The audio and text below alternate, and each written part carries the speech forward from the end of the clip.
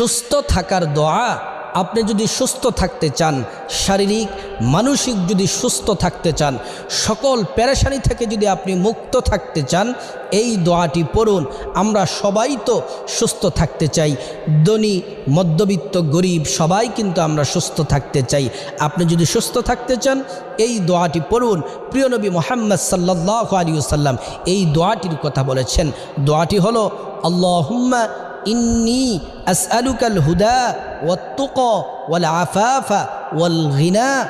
যারা অসুস্থ আছেন আপনারা দোয়াটি পড়ুন, আল্লাহ তাআলা আপনাকে সুস্থ করবেন। আর যারা সুস্থ আছেন আপনারা যদি সব সময় সুস্থ থাকতে চান এই দোয়াটি পড়ুন। বলতে কি, যারা বলতে পারে যে সুস্থতা কত বড় নিয়ামত আপনি বুঝতে পারবেন না। যদি হসপিটালে যারা আইসিইউতে আছে, মুমূর্ষু অবস্থায় আছে, তাদেরকে যদি বলতে পারেন যে সুস্থতা কত বড় নিয়ামত, তাহলে তারা বলতে পারবে।